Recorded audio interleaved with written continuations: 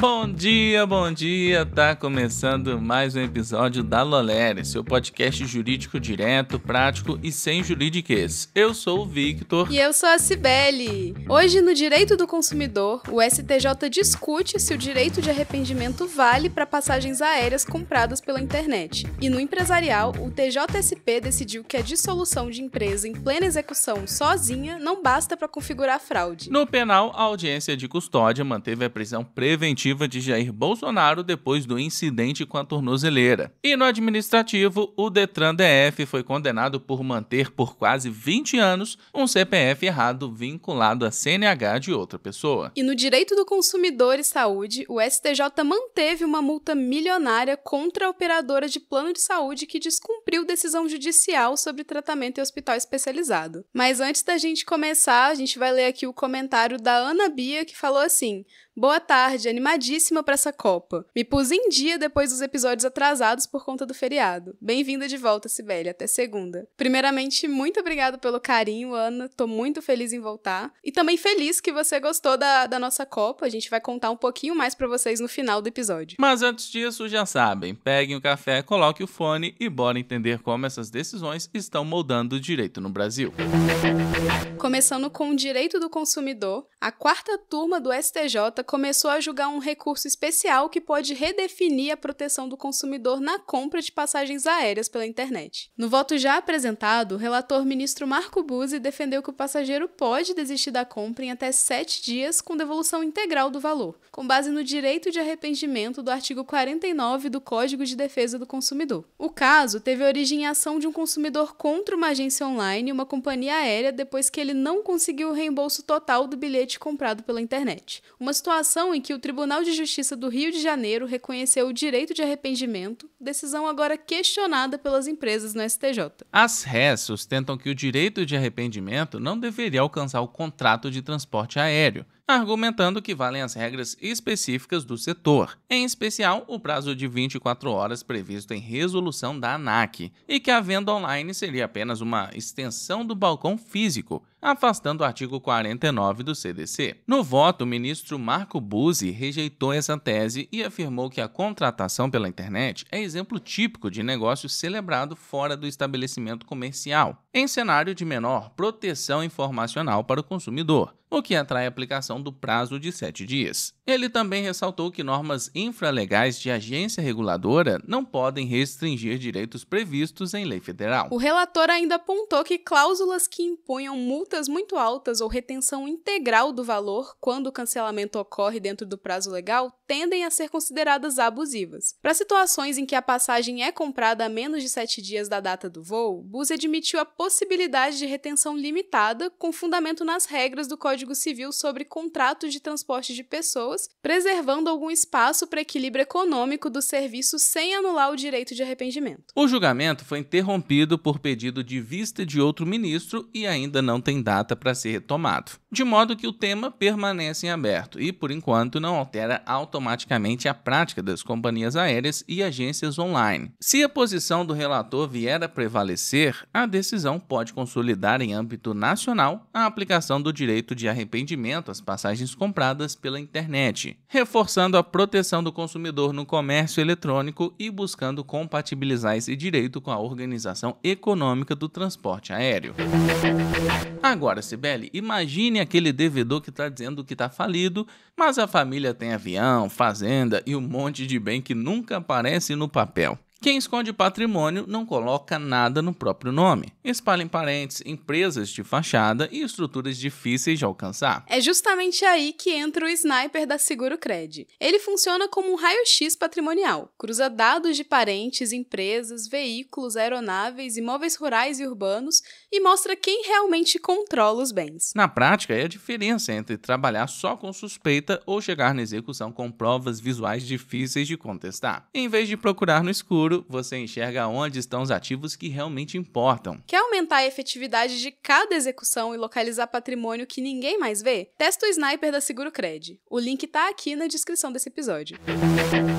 E vamos com direito empresarial. A primeira Câmara de Direito Empresarial do TJSP decidiu que a dissolução de uma sociedade empresária no curso de uma execução judicial por si só não caracteriza fraude. O acórdão afastou a ideia de que o simples encerramento formal da pessoa jurídica já permitiria presumir fraude à execução ou responsabilizar automaticamente os sócios, reafirmando a autonomia patrimonial da empresa e a necessidade de distinguir a dissolução regular, feita dentro das formalidades do Código Civil, da dissolução irregular, marcada por abandono, falta de registros e possível ocultação de bens. Sob a ótica processual, o tribunal lembrou que a fraude à execução prevista no CPC está ligada a atos concretos de alienação ou oneração de bens com o objetivo de prejudicar credores. A mera extinção da sociedade, sem outros elementos, não se confunde com esses atos. Para reconhecer fraude, é preciso demonstrar que o encerramento foi utilizado como instrumento para a frustração do crédito, com desvio de finalidade ou abuso de direito, e não apenas que a empresa foi formalmente dissolvida durante a execução. A decisão também dialoga com a teoria da desconsideração da personalidade jurídica. O TJSP destacou que o Código Civil exige prova de abuso da personalidade, por desvio de finalidade ou confusão patrimonial, para que o patrimônio do sócio seja alcançado. O entendimento acompanha a jurisprudência do STJ, segundo a qual a desconsideração ou redirecionamento de execuções dependem de elementos objetivos de irregularidade ou fraude, não bastando o simples inadimplemento da obrigação ou distrato social. Na prática, o acórdão aponta duas consequências. De um lado, credores precisam de instrução probatória mais robusta, com indícios de dissolução irregular, esvaziamento patrimonial ou uso abusivo da pessoa jurídica, valendo-se do incidente de desconsideração quando cabível. Do outro, empresas e sócios são lembrados da importância de seguir rigorosamente os procedimentos de dissolução e liquidação. A primeira Câmara adota, assim, uma visão mais técnica e restritiva sobre fraude à execução, buscando equilibrar a efetividade da tutela do crédito com a prevenção da autonomia patrimonial da pessoa jurídica e das hipóteses legais de responsabilização excepcional dos sócios. E agora, com o direito penal, o ex-presidente Jair Bolsonaro teve a prisão preventiva mantida após a audiência de custódia realizada nesse domingo, 23 de novembro, em Brasília. A oitiva ocorreu no contexto de investigação sobre possível tentativa de violação da tornozeleira eletrônica determinada pelo ministro Alexandre de Moraes, do STF. Na audiência, Bolsonaro relatou que na madrugada de sábado, 22 de novembro, mexeu na tornozeleira usando um equipamento que já possuía em casa. Disse ter passado por um surto e quadro de paranoia, que atribuiu ao uso de medicamentos, afirmando que acreditou que o dispositivo teria algum tipo de escuta e por isso tentou abrir a parte superior. Ele negou a intenção de fuga e afirmou que a cinta não foi rompida, mas admitiu ter usado um aparelho que causou superaquecimento, chegando a dizer que meteu ferro quente na tornozeleira, fato apurado pela Polícia Federal. Com base nas informações da Polícia Federal e do Sistema de Monitoração Eletrônica, o ministro Alexandre de Moraes entendeu que o episódio evidencia risco concreto de frustração da aplicação da lei penal. A suposta tentativa de violar a tornozeleira, somada ao contexto de mobilização política em torno do caso, foi considerada indicativa de periculum libertatis, fundamento da prisão preventiva previsto no artigo 312 do Código de Processo Penal. Na audiência realizada, conforme a Resolução 213 do CNJ, Bolsonaro declarou não ter sofrido agressões ou maus-tratos no cumprimento do mandado, e a magistrada homologou a legalidade da prisão, mantendo a preventiva e remetendo eventuais pedidos de revogação ao relator no STF. Do ponto de vista processual, a manutenção da prisão preventiva foi registrada como sinal de que, neste momento, medidas cautelares alternativas, como monitoramento eletrônico simples ou restrições de circulação, são consideradas insuficientes para resguardar a efetividade da persecução penal. A defesa deverá concentrar sua atuação em demonstrar ausência de risco real de fuga ou obstrução e em contestar a leitura de que houve intenção de burlar o monitoramento imposto pelo Supremo, dentro dos limites fixados pela decisão que manteve a custódia. E no direito administrativo, a primeira turma recursal dos juizados especiais do Distrito Federal manteve a condenação do Detran DF ao pagamento de R$12 mil em danos morais a um motorista que teve seu CPF indevidamente vinculado à CNH de terceiro desde 2006. Ele descobriu o erro anos depois, tentou resolver administrativamente, mas diante da inércia do órgão, ingressou no primeiro juizado especial da Fazenda Pública pedindo a correção do cadastro e indenização. Em primeiro grau, o juízo reconheceu a responsabilidade civil do Detran, determinou a retificação dos registros, inclusive na base nacional, e fixou a indenização em R$12 mil. O Detran recorreu, alegando ausência de dano moral e subsidiariamente pedindo a redução do valor, mas a turma recursal manteve a sentença. O colegiado ressaltou que o erro só foi sanado após o ajuizamento da ação e que a manutenção prolongada da vinculação indevida comprometeu a credibilidade dos registros públicos, gerando constrangimentos, possíveis bloqueios e suspeitas sobre a idoneidade do motorista. Para os julgadores, ficaram configurados ato ilícito, dano e nexo de causalidade, o que afasta a tese do mero aborrecimento. Sob enfoque jurídico, o acórdão reafirma a responsabilidade objetiva do Estado por falhas na prestação do serviço, nos termos do artigo 37, parágrafo 6º da Constituição, entendendo que erros cadastrais prolongados que afetam a esfera pessoal do administrado configuram dano moral indenizável. A decisão também reforça a necessidade de confiabilidade dos bancos de dados oficiais e dialoga com a proteção de dados pessoais ao destacar o dever da administração de manter informações corretas e atualizadas, evitando associações equivocadas entre cidadãos e registros que servem de base para fiscalização e atos administrativos. E a gente fez a seguinte pergunta: como se aplica a responsabilidade objetiva do Estado prevista no artigo 37, parágrafo 6º da Constituição Federal, em casos de erros cadastrais em órgãos como o Detran, tais como os critérios de configuração do dano moral indenizável e o dever da administração em manter a confiabilidade de bancos de dados oficiais sob a LGPD? Quem nos ajuda com essa questão é Benhur Botelho, advogado, professor, mestre e especialista em Direito Constitucional e Direito Público. Fala, ouvinte da LOL! É sempre uma alegria imensa estar neste espaço que pulsa a cultura jurídica do nosso país.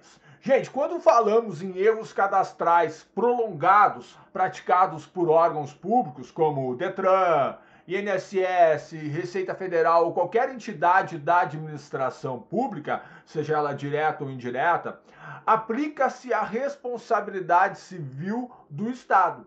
E essa responsabilidade pode tornar-se objetiva, de acordo com o artigo 37, parágrafo 6º da Constituição Federal, quando nós estamos à frente de um serviço público. Essa responsabilidade decorre da teoria do risco administrativo. E por isso não exige, por exemplo, a prova de um dolo, que seria a intenção do agente de cometer determinada violação de direitos, ou até mesmo da culpa do agente público. O que precisa ficar claro é que a responsabilidade ela surge quando estão presentes, no mínimo, esses três elementos seguintes, quais sejam conduta, dano e nexo causal, certo? A conduta, ela pode ser tanto um ato comissivo, como, por exemplo, lançar uma informação incorreta no sistema acerca de determinado administrado, quanto um ato omissivo, que é, por exemplo, a demora injustificada em corrigir determinado ato comissivo, que seria o mesmo que manter erroneamente os dados em determinado cadastro. A partir daí, nós temos a configuração de um dano, que se dá a partir da falha administrativa, que, por sua vez, ultrapassa o que nós chamamos de mero aborrecimento e passa a atingir a esfera dos direitos fundamentais, como a dignidade, a vida privada, a honra ou a imagem do cidadão. Logo, nós temos a percepção da possibilidade de um nexo causal. E o que seria esse nexo causal? É a relação direta entre o erro estatal e o prejuízo experimentado pela vítima. Se o constrangimento ele só existiu por causa da falha no cadastro, o nexo estará caracterizado. E os tribunais têm entendido isso de forma pacífica, que erros prolongados, especialmente aqueles que repercutem em notificações indevidas, bloqueios, impedimentos ou até mesmo suspeitas de fraude, geram dano moral indenizável. Por quê? Porque comprometem a confiabilidade dos registros públicos e afetam naturalmente a esfera íntima do indivíduo.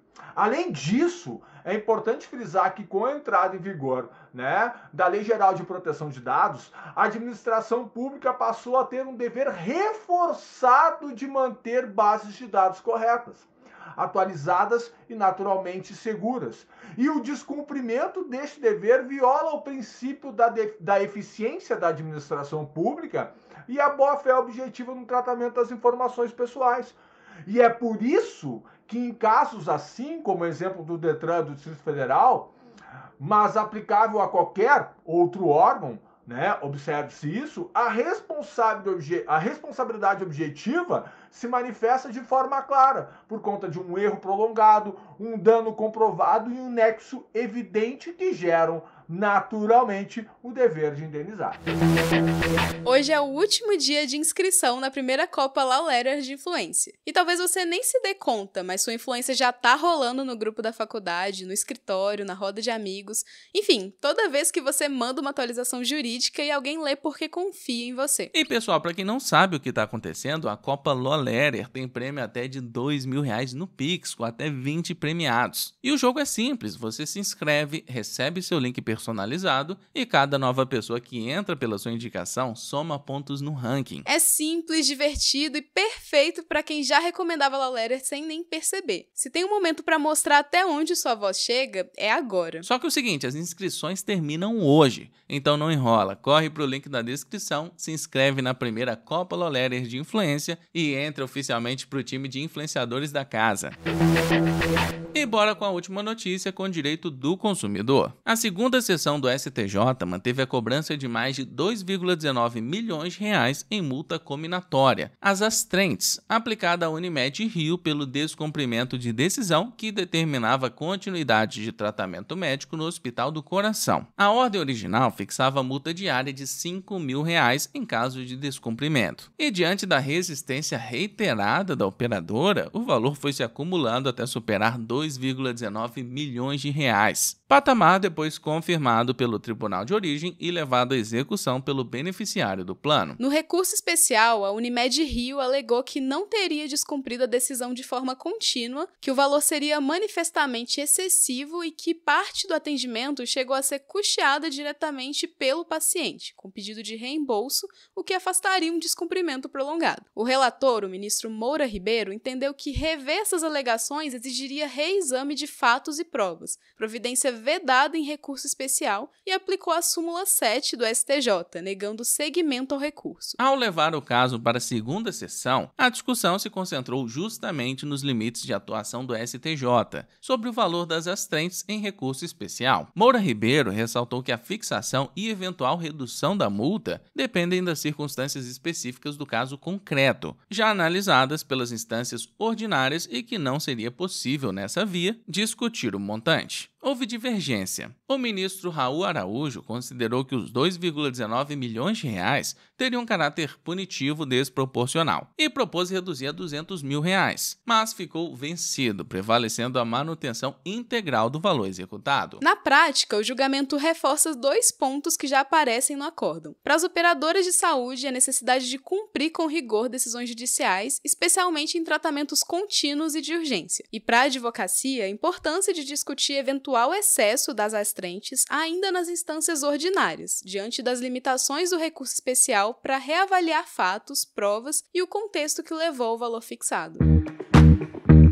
Então a gente vai ficando por aqui e muito obrigado por ter escutado a gente nessa segunda-feira. Não esquece de deixar o seu comentário aqui embaixo sobre o que você achou do episódio ou sobre algo que você queira falar pra gente, porque sua participação é muito importante. E como sempre, eu quero agradecer a todo mundo que comentou na edição passada e bateu o ponto aqui com a gente. A Ana Bia, Bianca Martins, Pastor João Carlos, Reinaldo, a Ciborgue, que comentou o seguinte, Sibeli: boa tarde, Law Letter. Mais um dia completo com compromisso aqui com vocês e com a minha xará Sibeli. Pois é, pessoal, e pra quem não ouviu o último episódio, a novidade é que agora eu vou estar aqui com vocês toda semana nos episódios de segunda e de sexta, e eu tô bem animada. A Rede Armas, Guilherme, Diogo e Ingrid Maciel, muito obrigado a todos que comentaram. E não esquece de seguir a gente no seu agregador de podcast preferido, ativar as notificações e avaliar a gente com 5 estrelas. Isso vai ajudar a gente demais. Compartilha também esse episódio lá nos seus stories e marca a gente no @law.letter, que a gente tá sempre repostando por lá. lá. Então é isso, se cuida, bom estudo e bom trabalho por aí.